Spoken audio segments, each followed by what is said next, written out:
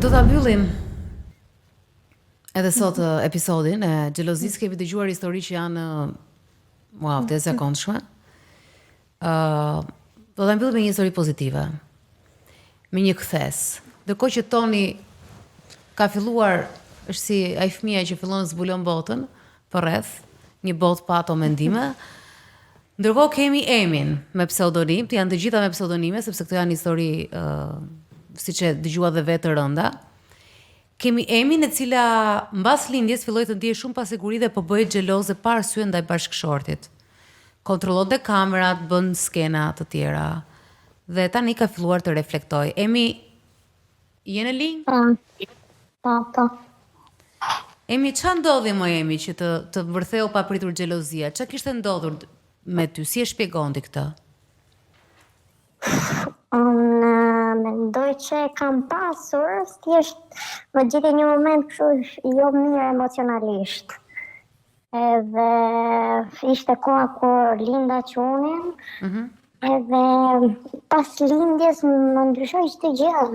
Ishte lindja ime e parë, unë isha mësuar gjithë kohës. Thonte im shoq punonin bashkë. Edhe isha mësuar gjithë kohës në punë me të dhe gati arrija të shifja 2 orë në ditë, 1 orë në ditë, nga 24 që ishim bashkë edhe e mendoja sikur mund të kishte diçka tjetër, sikur nuk e di, domethënë 1.000.000 skenare në kokën time. Unë kapesh edhe me gjëra që tani mendoj shumë normale, e kapesh edhe bëja shumë tragjike, shumë të madhe. Kishte edhe shumë shok, edhe puna e tillë që është shumë vonë oraret. Edhe jo festoj një ditë, kupton? Edhe unë mendoja që jo shumë të zakonshme këtë gjë, sepse ai duhet të rinjtë ishte bërë baba për hektar, duhet të rinjtë të shijonte fëmijën e vet, dhe jo të më dilte kaq shpesh, kupton? Edhe që aty u kapa unë dhe çdo gjë bëja tragjike. Unë kisha kamerat e punës vet, gatuaja, hapja kamerat. Ai punonte, unë shikoja sikur një buzëqeshje ta jepja kot, i shkruaja, se për qesh, çka ka për qesh. Nuk e di, ishte. Ai kishte biznes shërbimi, pra që kishte marrëdhënie me njerëz dhe të gjinisë së kundërt? Po. Shërbimi kishte shumë punëtore, shumica goca, edhe nuk e di, tani që mendoj më vjen për qeshur, po kam kaluar 2 vite stres me thënë drejtën. Ky momenti i xhelozisë ishte i pranishëm edhe më herët para se të lindit, apo jo? Ishte i pranishëm, por jo shumë, si ta them, s'ka qenë asnjëherë që ne të ziheshim për këtë gjë. E kam menduar gjithmonë që një xhelozi e vogël i shton dashurinë më shumë marrëdhënies. Dhe një herë bëja edhe për shaka, im shoq nuk i pëlqente se ndoshta kemi një diferencë moshe 7 vite mes njëri tjetrit dhe gjithmonë i është dukur kot të bërë xheloze kot. Ai është më i madh apo i vogël? Është më i madh se mua. Me çfarë lidh tani që e mendon? Pse pikërisht mbas lindjes ndodhi kjo? Ne të dy jemi në 2 qytete të ndryshme. Kemi 2 mentalitete ndryshme. Unë jam mbetur një zonë më mentalitet më patriarkal, më fanatike, kupton? Kurse im shoqja është shumë mendje hapur. Edhe ca gjëra, domethënë, më dukeshin shumë të egzageruara, ati dukeshin shumë normale. Domethënë, ne jemi mësuar gjithmonë që burri të jetë ai, të paktën nga zona ime mësuar gjithmonë që burri të jetë ai që komandon, kurse unë e kam pasur gjithmonë lirinë e fjalës, gjithmonë lirinë të shprehur. Çdo kush e dëshiron këtë gjë, mendoj. Kërkoj atë që tham në fillim, që është ndonjëherë gruaja që kërkon që partneri i saj të jetë xheloz. Pikërisht, ndonjëherë doja kështu. Dhe more këtë rol ti. Po ti pse nuk bësh xheloz? Ka një gjë që nuk shoh me mua, thoja. Dhe ai më duket shumë absurde se të bëjmë xheloz, kur unë kam shumë besim ke ti, dhe pse duhet të bëjmë xheloz, e thash. Kupton? Pse duhet të bëjmë xheloz? Për gjëra kote.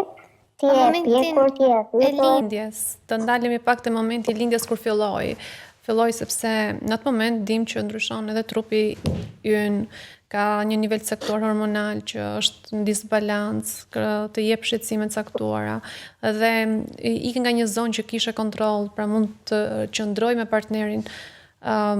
Ndodhen shumë gjëra, domethënë janë këto arsyet që të çuan Im shoq në thot xhelozi? Im shoq thot që ti nuk e ke pjesë xhelozie, më thot, mua ti ke pjesë kontrolli, ti do të kontrollosh çdo gjë time. Kur nuk ke gjithçka jashtë kontrollit tënd, nuk ke ndonjë informacion, thosht ti çmendesh. Po në fakt unë ndoshta është edhe kjo pjesa, jam mësuar të isha me të gjithë kohës, edhe pastaj kalova në një ambient që unë isha gjithkohës në shtëpi, vetë lindjen nuk e kalova shumë mirë. Edhe kjo mendoj që më bëri, po nuk e kuptoj pse më zgjati atë shumë, me thënë drejtën, se 2 vite më ka zgjatur si problemet dhe arrita vetë ta kuptoja veten time në një rast, ta them një rast. Kam qenë me një shoqe në kafe, edhe të njëjtën gjë që unë i bëja tim shoq, po ja bënte partneri i saj.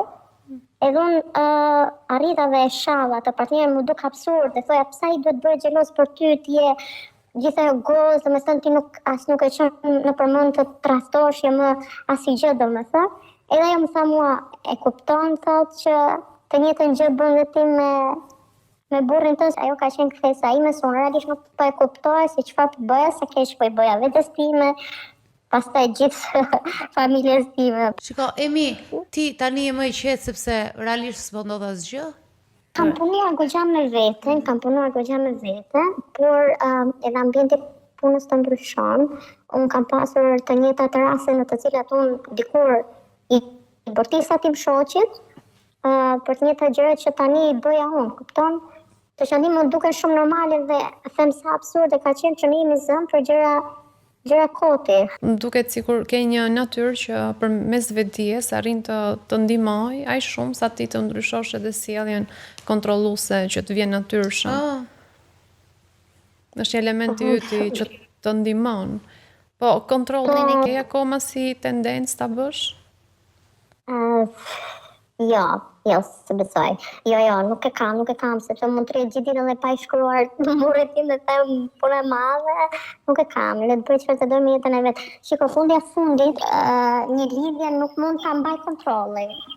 Por është shumë bukur që të këtë që se mandot një lidhje kontrolli, për te të bëri terapi, do të thënë të tipit tash unë e kuptoj gjë, nuk kam aq kontroll, është shumë e rëndësishme që të kuptosh që këto gjëra në mendjen tënde nuk kanë lidhje me atë. Dhe çfarë bën ai apo ajo nuk kanë lidhje me ty. Se neve i lidhin kaq shumë gjërat, shkak pasoja, dhe mos shoh që të ndodhi një gjë vërtet, pastaj ti mund kesh atë relapsin e të droguarve, mund të shkosh edhe më keq dhe të thua, shiko ç'a ndodhi kur unë humba kontrollin një herë. Ja, provon mendimin paranojak, po. Pra, unë të dua shumë, të dëshiroj shumë që ti Emi, se kjo telefonat është shumë e shkurtër edhe jona s'mund të kuptoj gjë për kaq minuta, po unë të doja shumë që ti të arrish në atë lloj pune me veten, që çfarë do të ndodhi, ty të mos të çoj mbrapsh, mos të kthej mbrapsh. Shiko, po gjë kam arritur dhe jam shumë e lumtur me veten time, është që nuk ka asgjë më shumë rëndësi në këtë jetë se sa vetja ime të jem e lumtur me veten time. Patjetër, normalisht. Sepse gjëra mund të ndodhin. Uroj mos ndodhin, po ndodhin. Jeta se si e bëjmë ne janë ballafaqime tona. Se çfarë zgjedhësh marrim ne në raport me atë që na ndodh. Pra, nëse na ndodhi një gjë dhe ne u butër kohës dhe zgjasim atë, atëherë ikëm 5 vite tjetër, edhe ne transformohemi si njerëz, nuk bëhemi transformohemi për keq. Dhe nëse ti ke arritur një conscience, pra një ndërgjegjësim të lartë vetes, të thua që vetja mbi të gjitha dhe çfarë ndodh, nuk është se ka lidhje me mua, ka lidhje me personin tjetër dhe pastaj, pra ti shoh gjërat ftohtë nga jashtë, unë i them kështu si producentët, ndoshta kjo është gjë më e mirë. Xhelozia më shumë ka shkatruar lidhjen se sa e ka afruar. Plus që unë jam shumë mërzitur për pjesën që kam humbur 2 vite duke shqetësuar për gjëra kote dhe nuk kam shijuar fëmin tim. Vetëm për këtë gjë pendohem edhe i mora frerët vetes time, si themi ne bjeri kokës, mbrapa, se si e mirë, edhe përpara, se jeta ka shumë gjëra shumë të vështira në jetë, që ta kaloj me xhelozie, me gjëra kote. E di si për ta mbyllur edhe me Emin, meqense Emi tash është e qetë fare, është kështu muhabeti i fundit, pra gotën e fundit po e pi me Emin për qef. Mbas shumë tekeve të forta atyre historive. Po, e di si është kjo puna edhe kjo e xhelozisë, ndoshta jo e të smurës, po edhe fakti i sa iracionale më duket ndonjëherë xhelozia, më ka ndodhur mua, po ka ndodhur edhe shumë njerëzve me cilët kam folur, që ka meshkuj ose femra që bëhen shumë xheloz në një moment, për shembull kur ata nuk dihen sigurt ose janë në vetmi ose janë në shtëpi, por në momentin që ata dalin, pra bëjnë sjellje të cilat kur ata nuk janë atë pozitë, pra kanë dalë me shokët, harrojnë t'i bëjnë. Pra gjithkohës që ata dihen vetëm ose të nuk janë ata në kontroll ose janë ata poshtë teje, pra kjo pjesa që nuk kanë atë jetë, fillojnë bëjnë xheloz dhe pra të jetë atë gjëra kur ata janë okay, me veten nuk marrin fare, ti mund të kesh dalë në 3 të mëngjesit në rrugë. Ata nuk e marrin vesh fare. Prandaj them unë që është gjithmonë pas sens kjo gjëja, sepse dhe xhelozia në fund e një të huaj mendoj unë, ndaj një të huaj tjetër, jemi të huaj në këtë botë, ne çiftet, është gati është fryrje që i bëj vetes për thjesht frika jon personale, hallet tona. Kjo është komplet halli ynë. Po. S'ka li hak kota e tjetër, është komplet halli ynë. Dhe sikur ai të jetë everything, ti vazhdon e ushqet dhe dërkohë siç thash atë çunë, ndaje, është, ose nuk rri dot me këtë histori, nuk ka sinqeritet, unë nuk e kuptoj. Jo ta mbaj mbyllur, ta mbaj më shtrënguar. Dhe ndërkohë që për ta mbyllur fare, nuk ka një histori në literaturë, në historinë e botës që të thotë, po xhelozia e smur ka funksionuar. Po çifti është mbajtur me zor. Vajza është mbajtur me zor në shtëpi, gruaja është mbajtur me zor në shtëpi, nuk funksionon. Dhe sikur të mbahet si në rastin e vajzës të nënës së vet, ajo ka mbaruar, e nënë është bërë si ai. Pra nuk ka asnjëri suksesi, nuk ka pas kurrë. Dhe ne vazhdojmë e përsërisim, sikur kemi ndonjë referencë suksesi të kësaj gjës. Nuk bëhet. Njerëzit janë të lirë të bëjnë çfarë të duan. Do ta bëjnë. Jo vetëm xhelozia smur, po edhe xhelozia, ka disa psikologë që besojnë që nuk ekziston xhelozia e shëndetshme, si themi ne, ajo xhelozia e parë apo xhelozia që themi ato indicet e parë. Faleminderit, unë sapo e thoja, më duket në sens fare. Ki xheloz, e ke me veten, më duket në sens ti xheloz për një të huaj pa lidhje. Se doli, është komplet me veten. Është komplet me veten. Dhe për më tepër ti ke frikë ta thuash atë që si xheloze, sepse të thotë tjetër pse si xheloze për mua. Do të thënë, kam dëgjuar histori nga më absurdet. Kam dëgjuar dhe histori mbas ndarjes, kur tjetri të lë, të marrin në telefon dhe të dërgojnë fjalë pse ti je lumtur që unë të lash ty dhe de lokaleve. Kupton se çalloj dhe mua më ka bërë përshtypje absurditet xhelozia. Unë kam qenë vërtet, me vetë time kur më ka ndodhur në ca momente, kam thënë ça po ndodh. Ua, dil për cigare, dil në balkon, futur shtëpi, dil prap, shqetësohu, ka pa ankthi, asgjë. Se ja vetë një ankth që unë kisha doza të vogla, po Emi e di që është një ankth në doza mëdha. Sa i mendimi që të shoqëron nga xhelozia më shfaqur ankthi, nuk kam pasur kurrë ankthi.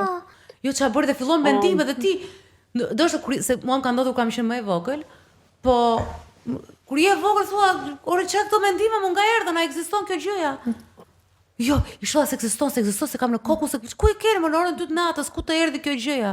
I e ka për ato mendimet, për ti ndryshuar. Po, dhe pastaj kur e merr vesh që s'është ajo, o qetësi fare, të nesër mund të trahoj ai. Mbasi e merr vesh që ishte kjo që kishte frikë, nuk e çan më kokën. Ai momenti, prandaj them unë është absurde. Ai momenti që ti kishe frikë, ai është i rëndësishëm. Aty mund të bëje gjithçka. I mësoj çto, do që të tratoj të biesh rahat, se më shmall. Emi, unë të falenderoj shumë.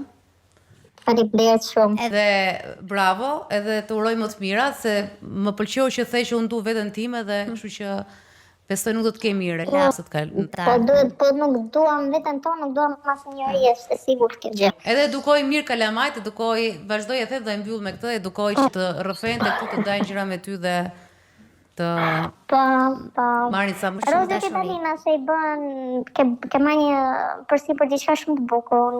Gjë shumë çdo gjë që bën ti dhe realisht më pëlqen shumë. Falenderoj. E bëj me qef, e bëj me shumë qef, sepse ja shiko ka pasioni. Edhe pse kemi 3 orë këtu në këtë emision, edhe un kam hequr një këpucë nga dhimbja e këmbës, po shumë mirë që është kështu siç është, edhe mezi po rria ngrir. Është ai pasioni ndoshta një çik zemrimi i gjës që pse ne nuk kuptojmë sa gjëra dhe pse jemi kështu siç jemi. Por nga ana tjetër është një gjë shumë e bukur që ne të gjithë kemi gjërat tona edhe asnjë nuk është, e kuptojmë që të gjithë kalojmë në ato sikletet tona në jetë dhe le të kuptojmë më mirë njëri tjetrit se ka shumë si Emi, ka shumë si gjithë telefonata, si Klodiana, si Toni, ka shumë aty jashtë dhe ky emision nëse ndihmon një është fantastike. Dhe sot ne kuptuam në fund dhe uroj që këtë emision ta shohin edhe 15 vjeçarët që xhelozia e tepërt nuk është romanc. Kini kujdes, shihni shenjat dhe siç thotë histori treguan, bëni ju hapin e parë, shkoni flisni me prindrit tuaj, bëni hapin e tërheqjes, që mos prisni që ai të vdesë të gëzoheni. Kështu që kjo ka ndodhur me shumë histori. Emi, të falenderoj shumë. Këndësi mirë. Faleminderit. Jona, shumë faleminderit edhe për terapinë. Edhe do doja shumë që në programin tjetër edhe gjithmonë më shumë ne t'i afrohemi jo vetëm rrëfimit të historive, por edhe terapive. Kam një temë, por nuk do ta them në këtë program, se jemi gjithmonë kështu në vi rreziku, vin as vin njerëz, po dhe pastaj vin shumë. Gjithmonë dhe prapë fillon frika nga e para sa mbaron ky program. Kështu që unë falenderoj edhe ne do të shihemi të njëjtën tjetër. Ándale.